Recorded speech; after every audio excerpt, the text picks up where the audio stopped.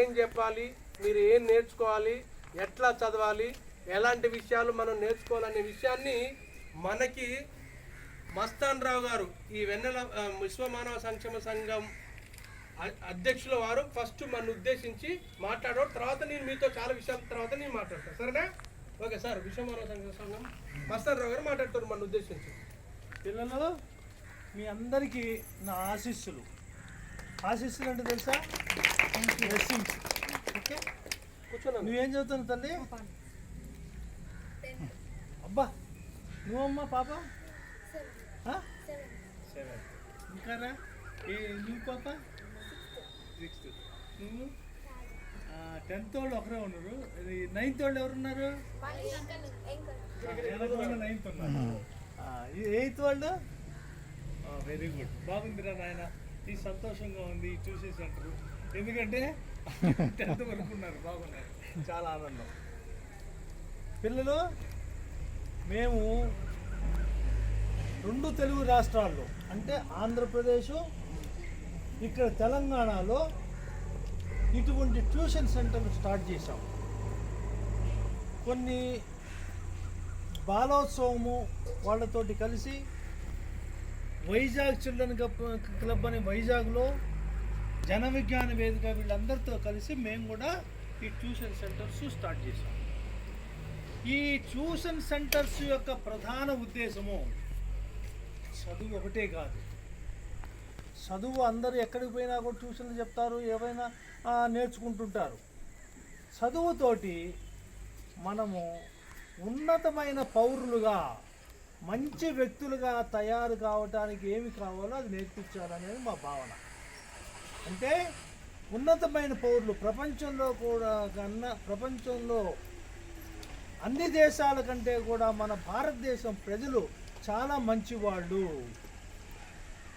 అనే భావన మనము తీసుకురావాలని మేము స్టార్ట్ చేసాం. మంచివాళ్ళు అంటే మీ అందరికీ తెలుసు పాప. మంచివాళ్ళు అంటే ఏమంటే, మీరు మంచిగా ఉండాలంటే ఏం చేయాలి? మనకు ఏం లక్షణాలు ఉంటాయి? పలానోడు చాలా మంచోడు అని అంటారు. ఎందుకని ఏమంటే అంటారు అట్లా? Helping. Very good, very good. ఇంకా నువ్వు చెప్పమ్మా. పలానోడు మంచివాడు అని అంటే ఏమనిపిస్తుంది? ఎందుకని అంటారు? చెప్పింది సార్, మంచి పనులు చేస్తే. ఓకే, ఇంకా అంటే మనము కష్టపడే తత్వం నేర్చుకోవాలి, మోసాలు చేయకుండా ఉండాలి, అబద్ధాలు చెప్పకుండా ఉండాలి, మనము పరిశుభ్రంగా ఉండాలి, మన ఇల్లు పరిశుభ్రంగా ఉండాలి, మన పరిసరాలు పరిశుభ్రంగా ఉండాలి. పరిసరాలు అంటే ఏంటి?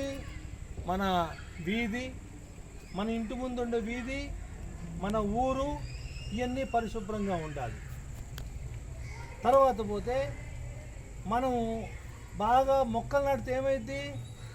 బాగా ప్రతి ఒక్కరు మొక్కలు నాటారనుకోండి, అప్పుడు ఊరు ఎట్లుంటుంది?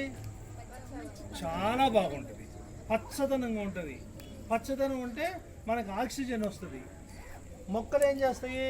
మన కార్బన్ డైఆక్సైడ్ తీసుకొని, కార్బన్ డైఆక్సైడ్ అంటే ఏంటి? వెహికల్స్, వాహనాలు, స్కూటర్లు, బస్సులు, ఇవన్నీ కూడా పొగ వదులుతుంది, అది కార్బన్ డైఆక్సైడ్.